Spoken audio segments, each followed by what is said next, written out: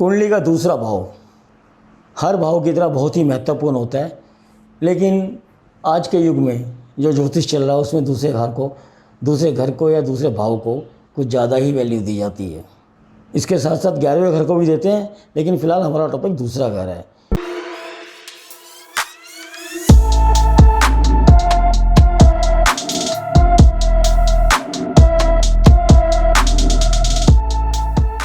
कोई भी चीज़ है, कोई भी घटना है, उसके साथ दूसरे घर को अवश्य जोड़ देते हैं। अब वो जोड़ तोड़ से क्या होता है क्या नहीं होता, ये आपको भविष्य में पता चल जाएगा। फ़िलहाल हमारा विषय ये है कि हम दूसरे घर को देखना हो, उसको समझना हो, तो किस तरह से समझे, किस तरह से उसको लिया जाए। दूसरे घर को समझने के लिए एक ही शब्द, स्टेटस, यानी कि आपकी पोजीशन क्या है, आपके पोजीशंस क्या हैं। हो सकता है आप किसी बैंक में चपरासी हैं, तो आपका स्टेटस या आपकी पोजीशन क्या है, आप एक बैंक के चपरासी हैं। आप एक IAS ऑफिसर हैं, तो आपकी पोजीशन यानी कि आपका स्टेटस भिन्न होगा। किस व्यक्ति का क्या स्टेटस है, पोजीशन वाइज या और भी अन्य कारणों से दूसरे घर से उसी का आकलन किया जाता है। मान लो एक परिवार है, श्रीमान अमिताभ बच्चन जी का परिवार है। परिवार के कारण अभिषेक बच्चन को स्वतः ही बाय डिफ़ॉल्ट ही फैमिली स्टेटस मिल जाता है। ये दूसरे घर का एक कार्मिक पहलू है, जो बाय बर्थ या वही इनहेरिटेड सेकेंड हाउस से रिलेटेड जो भी सब्जेक्ट्स हैं वो मिल जाते हैं, वो इस तरह से मिलते हैं। पर अल्टीमेटली सब्जेक्ट तो वही है, स्टेटस। अभिषेक बच्चन को बाय डिफ़ॉल्ट स्टेटस मिल जाता है।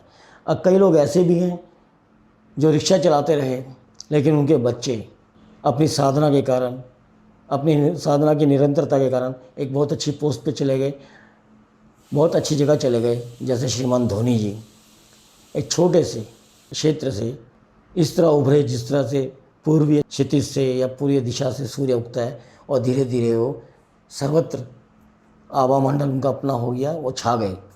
उसके कारण जो स्टेटस बना उनके परिवार के लिए बना। कई लोग अच्छा वाला स्टेटस होता है वो डाउन हो जाता है। कई ऐसे खिलाड़ी भी आए क्रिकेट के अंदर, अच्छे भले पता नहीं कहाँ से क्या क्या मेहनत करके कौन कौन सी एकेडमी के थ्रू आए, और अंततः छोटे मोटे लोभ के कारण पद भी गया, प्रतिष्ठा भी गई।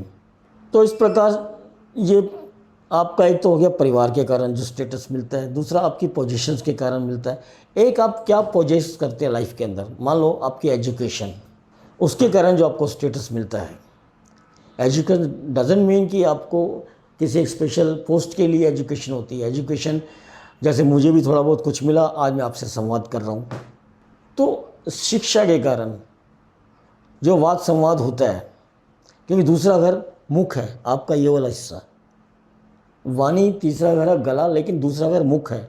मुख से वर्बल प्रेजेंटेशन, ये भी आपके स्टेटस में आती है, ये भी आपकी पर्सनल ऐसी एबिलिटीज़ में आती है जिसके मालिक सिर्फ आप हैं और कोई नहीं हो सकता। आपका चेहरा, आप बहुत खूबसूरत हैं, आपको चेहरा ऐसा मिला है, ये भी एक स्टेटस है। जहाँ जाते हैं आपके मुखमंडल के सौंदर्य के कारण लोग स्वतः ही आपकी ओर खींचे चले जाते हैं, तो ये वर्बल, ये फेशियल स्टेटस है। इसी प्रकार जीवन में किसी भी कारण से, किन्हीं भी कारणों से अगर आपको कोई स्टेटस मिलता है या आप किसी विशेष आकर्षण का कारण बनते हो या किसी भी चीज़ में एक निर्णायक भूमिका निभाने के पात्र बनते हो, तो ये स्टेटस है। इसी को पोजीशंस कहा गया है।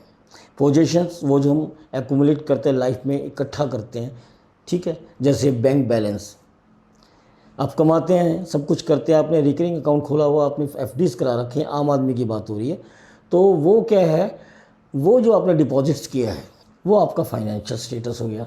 आप इसी से मुख की बात आई तो मुख के साथ ये भी होता है, एक तो वर्बल प्रेजेंटेशन हो गई, एक होता है एन्जॉयमेंट, जैसे फूड एन्जॉयमेंट। कोई खट्टा खाता है, कोई मीठा खाता है, कोई किस तरह से क्या खाता है, कोई चाय पीना पसंद करता है, कोई शराब आदि का सेवन करता है, ये मुख। तो भोजन आदि जो कुछ भी हम लेते हैं वो भी दूसरे घर से देखा जाता है।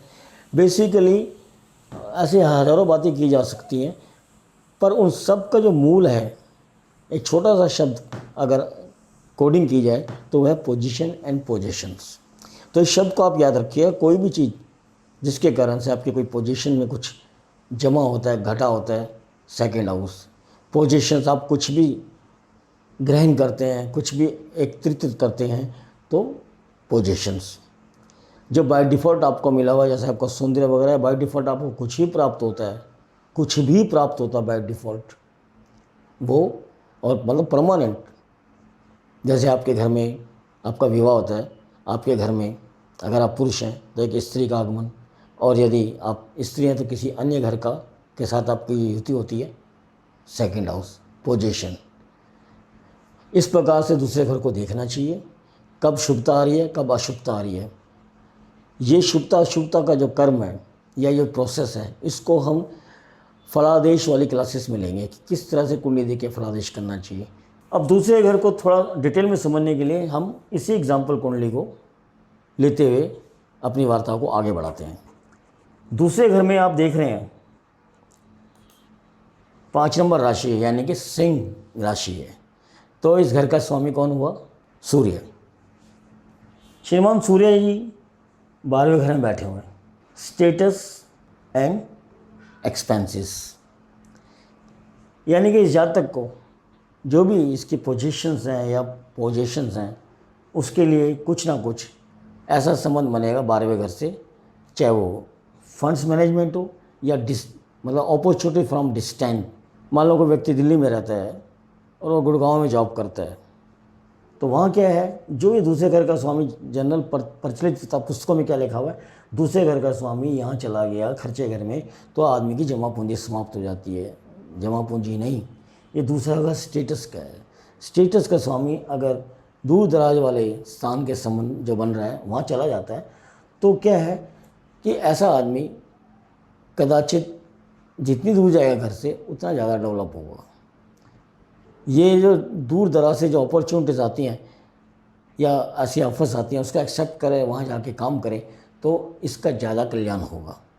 यहाँ आज के दौर की बात करें जहाँ ऑनलाइन अपॉर्चुनिटीज़ भी हैं, तो उसमें क्या कर सकता है ऐसा जातक कि अपने ऐसे कॉन्टैक्ट्स को डेवलप करे जो दूर दराज के हों, कि लोकल लेवल पे शायद उसे इतना कुछ ना प्राप्त हो, दूर दराज के कॉन्टैक्ट्स को डेवलप करे।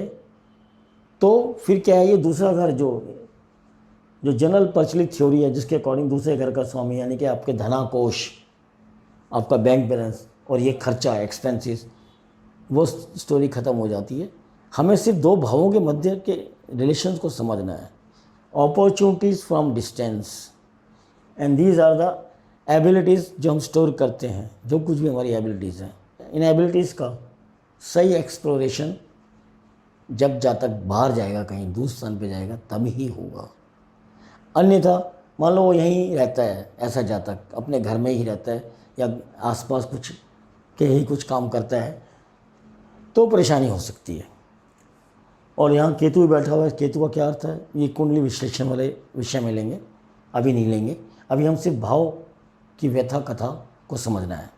आशा है कि आपको हमारा ये एपिसोड अच्छा लगा हो, और कंटिन्यू देखने के लिए, जैसे इसके बाद हम तीसरा घर लेंगे, तीसरा घर क्या है, उसके क्या गुण दोष हैं, इसको समझना है, समझाना है। तो इसके लिए आप हमारे चैनल को सब्सक्राइब कर सकते हैं। तो अगले क्लासेस में जाने से पहले मैं आपको एक बार फिर आमंत्रण देता हूँ और आपसे अलविदा लेता हूँ। नमस्कार।